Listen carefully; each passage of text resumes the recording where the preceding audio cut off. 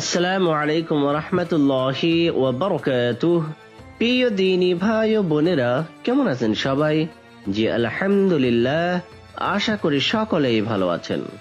মাস তিনেক আগে দেশে ফেরার কথা জানালেও নানি ও মাকে সারপ্রাইজ দেওয়ার জন্য কবে ফিরবে জানাইনি। বাসের চেয়ে ট্রেনের জার্নি আরামদায়ক, তাই ফয়সাল ট্রেনে যাতায়াত করে। নীলফামারী থেকে ট্রেনে রংপুর এসে ঢাকার ট্রেনে উঠতে হয়।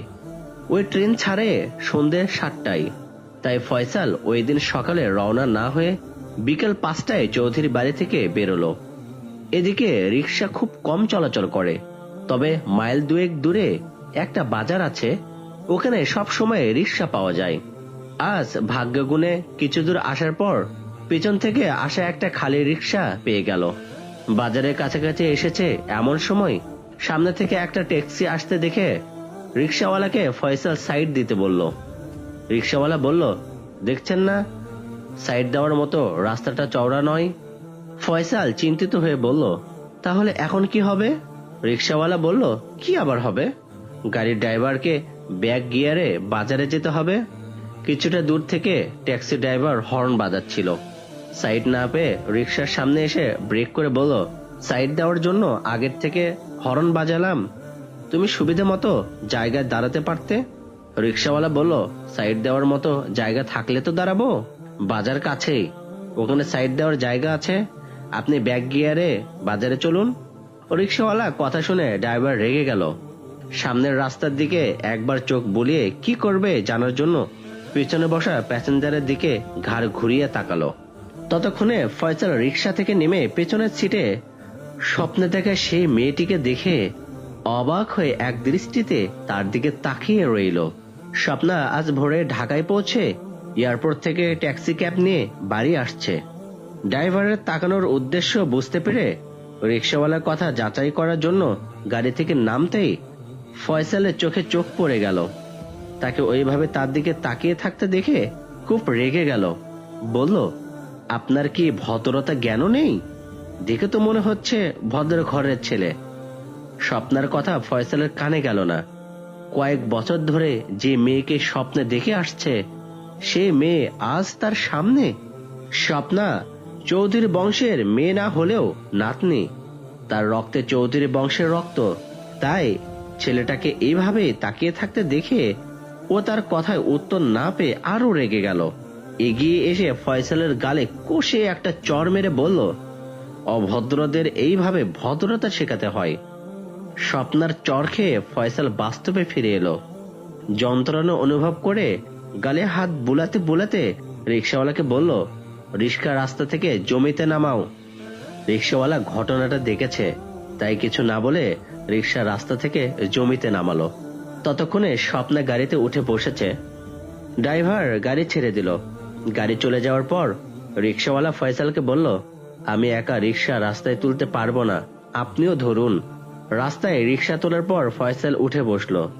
রিক্সাওয়ালা রিক্সা চালাতে চালাতে বলল, একটা মেয়ে আপনার গালে চড় মারলো আর আপনি তাকে কিছু না বলে তার গাড়ি যাওয়ার ব্যবস্থা করে দিলেন, ব্যাপারটা ঠিক বুঝতে পারছি না। আমি হলে বলে থেমে গেল। ফয়সাল মৃদু হেসে বলল, কি করতেন, তার গালে আপনিও চড় মারতেন? হ্যাঁ, মারতামই তো। মেয়ে হয়ে যদি ছেলের গালে চড় মারতে পারে, তাহলে ছেলে হয়ে পারতাম না কেন? মেয়েরা যা করতে পারে সব ক্ষেত্রে ছেলেরাও তাই করতে পারে। এটা আপনি ঠিক বলেননি, বরং মেয়েদের চেয়ে ছেলেরা বেশি পারে। তাই যদি হয় তাহলে মেয়েরা সন্তান পেটে ধরতে পারে, ছেলেরা পারে না কেন? এই কথা শুনে রিক্সাওয়ালা থমথম খেয়ে গেল, কোনো উত্তর দিতে পারল না। ফয়সাল বলল, এখন বুঝলেন তো, ছেলে হোক আর মেয়ে হোক সবাই সব কাজ করতে পারে না। রিক্সাওয়ালা আর কিছু না বলে চুপ করে রইল। স্বপ্না ছেলেবেলা মায়ের তেমন আদর যত্ন পায়নি। চাকরানি তাসলিমা তাকে দেখাশোনা করত, এমনকি তার কাছেই ঘুমাতো। তাই মায়ের প্রতি তার তেমন টান ছিল না, বরং মাকে ভয় করত। তাই বাবা যখন তাকে ঢাকায় এনে হোমে রেখে যায়, তখন মায়ের জন্য মন খারাপ হয়নি। তারপর বড় হয়ে যখন জ্ঞান হলো, তখন মা তাকে একবারও দেখতে আসেনি বলে মায়ের উপর প্রচন্ড অভিমান হয়। সেজন্য বাবা এলে তাকে মায়ের কথা জিজ্ঞেস করতো না। এমনকি বাবা মারা যাওয়ার পর নানি লুৎফা বেগম যখন চিঠি দিয়ে সে কথা জানালো, তখন বাবার জন্য অনেক কান্নাকাটি করলেও বাড়িতে আসেনি এবং মায়ের কথাও নানিকে জানাতে বলেনি। তারপর নানির সঙ্গে চিঠিতে যোগাযোগ থাকলেও মাকে কোনো চিঠি দেয়নি। অবশ্য মাঝে মধ্যে মাকে চিঠি দিয়েও বাড়িতে গিয়ে তার খবর নেওয়ার খুব ইচ্ছে হতো, তাই একবার বাড়িতে যাওয়ার জন্য লোক পাঠাতে নানিকে জানিয়েছিল। উত্তরে লুৎফা বেগম জানিয়েছিলেন, লেখাপড়া শেষ করে আসবি। তোর বাবাও আমাকে সে কথা বলেছিল। তাই নানির চিঠি পাওয়ার পর মাকে চিঠি দেওয়ার ও বাড়িতে আসার চিন্তা মন থেকে মুছে ফেলেছিল। আমেরিকা যাওয়ার সময় এয়ারপোর্টে প্রায় 15-16 বছর পর নানিকে ও মাকে দেখে সে সময় মায়ের আচরণে বেশ অবাক হয়ে ভেবেছিল যে মা আজ এত বছর মেয়ের খোঁজ খবর রাখেনি, একবারের জন্য দেখতেও আসেনি, এমনকি একটা চিঠি পর্যন্ত দেয়নি। সেই মা তাকে আমেরিকা পড়াশোনা শেষ করে বাড়িতে ফিরে আসার জন্য চোখের পানি ফেলে আকুতি মিনতি করছে কেন? তখন অভিমানে মায়ের সঙ্গে কথা বলতে চায়নি। নানির কথায় অভিমান ধরে রাখতে পারেনি এবং আমেরিকায় গিয়ে মায়ের সঙ্গে চিঠি দেওয়া নেওয়া করে তার প্রতি শ্রদ্ধা ও ভালোবাসা জন্মেছে। তারপর বাড়িতে এসে মা ও নানির স্নেহ ও ভালোবাসায় আপ্লুত হয়েছে। একদিন লুৎফা বেগম চৌধুরী বংশের পূর্বপুরুষদের ইতিহাস ও ওনাদের করুণ মৃত্যুর কথা নাতিকে বললেন। স্বপ্না পূর্বপুরুষদের মৃত্যুর ঘটনা শুনে দুঃখ পেলেও জিনেদের ব্যাপারটা বিশ্বাস করলো না, বলল ওসব কল্পকাহিনী। লুৎফা বেগম বললেন, আমি এই বাড়ির বউ হয়ে এসে আমার শাশুড়ি যখন আমাকে এসব কথা বলেছিলেন তখন আমিও বিশ্বাস করিনি। তারপর ওনার শাশুড়ি যা কিছু বলেছিলেন সেসব বলে বললেন, তুই চৌধুরী বংশের একমাত্র প্রদীপ, তোকে নিয়ে আমি ও তোর মা খুব দুশ্চিন্তায় ছিলাম, তবে এখন আল্লাহ আমাদেরকে সেই চিন্তা থেকে নিষ্কৃত দিয়েছেন। স্বপ্না কপাল কুঁচকে জিজ্ঞেস করলো, কিভাবে? আমাদের স্টেটের ম্যানেজার নিজের থেকে একদিন আমাদেরকে বললেন, আপনারা স্বপ্নার জন্য কোনো দুশ্চিন্তা করবেন না, পূর্বপুরুষদের মতো ওনার জীবনে কিছু ঘটবে না। স্বপ্না হেসে উঠে বলল, ম্যানেজার বললেন আর আপনারা ওনার কথা বিশ্বাস করে ফেললেন? আসলে কি জানেন নানি, ওসব কথা উনিও বিশ্বাস করেননি, তাই নিশ্চয়তা দিয়েছেন। তোর কথা ঠিক নয়, ম্যানেজার খুব ধার্মিক, এখানে জয়েন করার কিছু দিনের মধ্যে এই বাড়ির পরিবেশ পাল্টে দিয়েছে। ছোট বড় সবাইকে আপনি করে বলে, এমনকি চাকর চাকরানীদেরকেও সবাইকে তালিম দিয়ে নামাজ ধরিয়েছে। তোর মাও নামাজ পড়তো না, গতকাল থেকে পড়ছে। আজিজের সঙ্গে আমাদের শত্রুতার কথা তোকে তো বলেছি, সেই আজিজকেও মিত্র বানিয়েছে। এখনো 1 বছর হয়নি ম্যানেজার হয়ে এসেছে, এর মধ্যে গ্রাম থেকে গ্রামান্তরে সুনাম ছড়িয়ে পড়েছে। উপযাজক হয়ে সেই ছেলে আমাদেরকে মিথ্যে প্রবোধ দেবে তা হতে পারে না। স্বপ্না চিন্তা করলো, ম্যানেজার ধর্মের মুখোশ পরে আজিজের মতো আখের গোছাবার তালে নেই তো? যদি তাই হয় তাহলে বাচ্চা ধনকে জেলের ঘানি টানাবো। লুৎফা বেগম বললেন, কি রে, কি ভাবছিস? না তেমন কিছু না, শুনেছি ম্যানেজার ছুটি নিয়ে বাড়ি গেছেন, কবে ফিরবেন? তুই যেদিন এলি ওই দিন 15 দিনের ছুটি নিয়ে বাড়ি গেছে। ওনার বাড়ি কোথায়? ঢাকায়। আচ্ছা, ওনাকে কি আমাদের পূর্বপুরুষদের কথা আপনারা বলেছেন? না, আমার মনে হয় উনি কারো কাছ থেকে সবকিছু জেনেছেন। ঠিক আছে, আসার পর আমি আলাপ করে দেখব কতটা ভালো। স্বপ্না প্রায় প্রতিদিন হাসিমের সঙ্গে স্টেটের সবকিছু ঘুরে ঘুরে দেখতে লাগলো। একদিন তাকে জিজ্ঞেস করলো, ম্যানেজার কেমন লোক বলতে পারো? হাসিম বলল, ওনার মতো ভালো ছেলে আমি জীবনে দেখিনি। স্বপ্না মনে করেছিল ম্যানেজার বয়স্ক লোক। হাসিম ছেলে বলতে অবাক হয়ে জিজ্ঞেস করলো, ম্যানেজারকে ছেলে বলছো কেন? উনি বয়স্ক লোক না? না মা, ওনার বয়স বড় জোর 28 কি 30 হবে। তাই নাকি? শুধু তাই নয়, দেখতেও খুব সুন্দর, যেমন রং তেমনই স্বাস্থ্য। তাছাড়া উনি সব দিক দিয়ে এক্সপার্ট। সব দিক দিয়ে এক্সপার্ট মানে উনি সব ধরনের মারামারিতে খুব পটু, ধর্মের আইন নিজে যেমন মেনে চলেন অন্যদেরকেও মেনে চালাবার চেষ্টা করেন, আর কি অমায়িক ব্যবহার। গ্রামের গরিব বড়লোক ছোট বড় সবাইকে সম্মান দিয়ে কথা বলেন।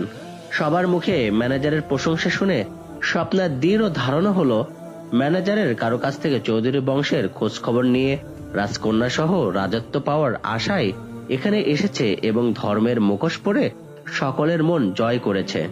একদিন অফিসের বড়বাবু মৃণাল বাবুর সাহায্যে ম্যানেজারের খাতাপত্র চেক করতে লাগলো। 5-6 দিন আক্লান্ত পরিশ্রম করে কারচুপির কোনো প্রমাণ না পেয়ে ভাবলো এটাও ম্যানেজারের একটা চাল। 14 দিন ছুটি কাটিয়ে আজ রাত 8টার সময় ফয়সাল কর্মস্থলে ফিরে এলো। 9টার সময় আকলিমা রাতের খাবার নিয়ে এসে বলল, আপনি যেদিন বাড়ি গেলেন ওই দিন মালিকিনের মেয়ে বিদেশ থেকে এসেছেন। ফয়সাল কিছু না বলে খেতে বসলো। আকলিমা মনে করেছিল তার কথা শুনে ম্যানেজার খুশি হয়ে ওনার সম্পর্কে অনেক কিছু জিজ্ঞেস করবেন। চুপচাপ খেতে দেখে আবার বলল, লেখাপড়া করার জন্য ওনার বাবা 7 বছর বয়সে ঢাকায় নিয়ে। তাকে কথাটা শেষ করতে না দিয়ে ফয়সাল বলল, ওনার কথা বলার দরকার নেই, আমি সব জানি। আকলিমা আর কিছু না বলে চুপ করে রইল। ফয়সালের খাওয়া হয়ে যেতে বাসন পেয়ালে নিয়ে চলে গেল। পরের দিন ফয়সাল অফিসে কাজ করছিল।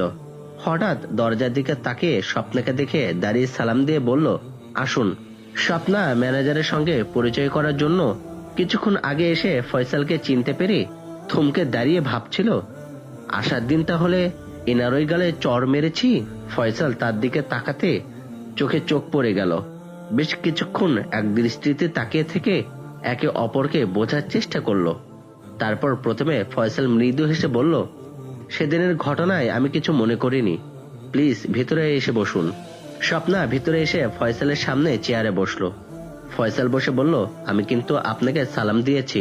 আমি যেখানে মানুষ হয়েছি তারা সালাম কি ও কেন শেখায়নি, তাহলে আমি শেখাই না, প্রয়োজন হলে নিজেই শিখে নেব। ঠিক আছে, কিছু বলার থাকলে বলুন। বলতে আসিনি, পরিচয় করতে এসেছি। মাফ করবেন, কথাটা ঠিক বলেননি। স্বপ্না রাগের সঙ্গে বলল, মানে এখানে আসার পর আপনার পরিচয় আমি যেমন জানি আপনিও তেমনই জানেন, শুধু আমাকে দেখার বাকি ছিল, তাই দেখতে এসেছেন। এবার স্বপ্না রাগের পরিবর্তে অবাক হলো, জিজ্ঞেস করলো, আপনার বাকি ছিল না? আপনাকে আমি অনেক দিন আগে থেকে দেখে আসছি, শেষবারে দেখেছি 15 দিন আগে বাড়ি যাওয়ার সময় রাস্তায়। স্বপ্না আরো অবাক হলেও তা প্রকাশ না করে রাগের সঙ্গে বলল, মিথ্যের বেড়াজাল বিছিয়ে এখানকার সবাইকে ধোকা দিতে পারলেও আমাকে পারবেন না। জানেন না, মিথ্যে দিয়ে সত্যকে বেশি দিন ঢেকে রাখা যায় না। কেন জানবো না? আমি জানি বলেই কখনো মিথ্যা বলি না, মিথ্যায় আশ্রয় নিয়ে কোনো কাজও করি না। তাহলে কেন বললেন আমাকে অনেকদিন থেকে দেখে আসছেন? কথাটা সত্য, তাই বলেছি। কোথায় দেখেছেন? মাফ করবেন, এখন বলা সম্ভব নয়। ইনশাআল্লাহ আমরা বাকি ঘটনা আগামী পর্বে শুনবো। আশা করি সকলের সাথে থাকবেন এবং আগামী পর্ব আরো চমৎকার হতে চলেছে। আশা করি সকলেই ভালো থাকবেন, সুস্থ থাকবেন।